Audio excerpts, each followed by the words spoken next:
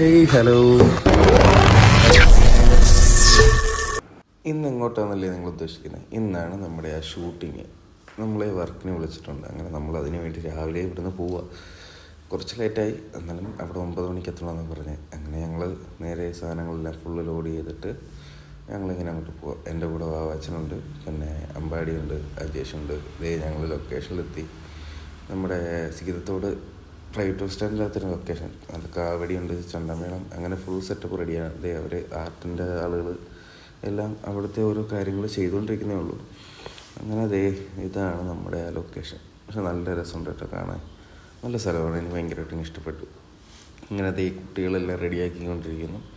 അങ്ങനെ ഞങ്ങൾ സൈഡിൽ നിന്നെല്ലാം കണ്ടുകൊണ്ടിരിക്കുകയായിരുന്നു. അപ്പോഴേക്കാണ് പെട്ടെന്ന് ഡയറക്ടർ വിളിക്കുന്നത്, വാ എല്ലാം റെഡി ആയിട്ടുണ്ടെന്ന് പറഞ്ഞു. അങ്ങനെ ഞങ്ങൾ പെട്ടെന്ന് തന്നെ വണ്ടിയെല്ലാം റെഡിയാക്കി സാധനങ്ങളെല്ലാം ഫുള്ള് സെറ്റ് ചെയ്തിട്ട് ഇതേ കറക്റ്റായിട്ടുള്ള പൊസിഷനൊക്കെ കറക്റ്റാക്കി ഇതേ ക്യാമറ എല്ലാം കൊണ്ട് വെച്ച് ഓവറായിട്ടൊന്നും കാണിക്കാൻ പറ്റില്ല കേട്ടോ, കാരണം എന്ന് വെച്ചാൽ സിനിമയല്ലേ.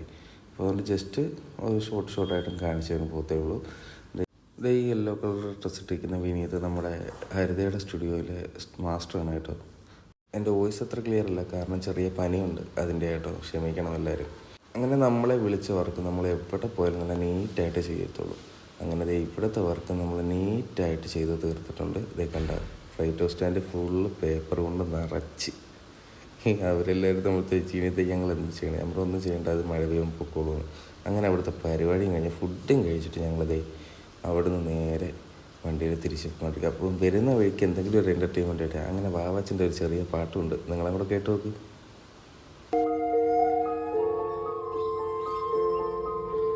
ആരെയും കകത ഭൂലോകമേറിയും ഇരുളും മൂടിയ താരകമേറിയും 1000 കടന്ന ഹൃദയം അറിയും എഴുതും വരികൾ കവിളും നിറയും മനസ്സിൽ നിറഞ്ഞ വീടുകൾ പറയും അറിവിൽ നീരുപോൽ ഞാൻ നിന്നിൽ നിറയും മരുവിൽ നീരുപോൽ ഞാൻ നിന്നിൽ നിറയും.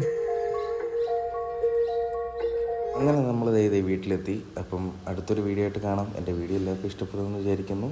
അപ്പം ടാറ്റാ ബൈ.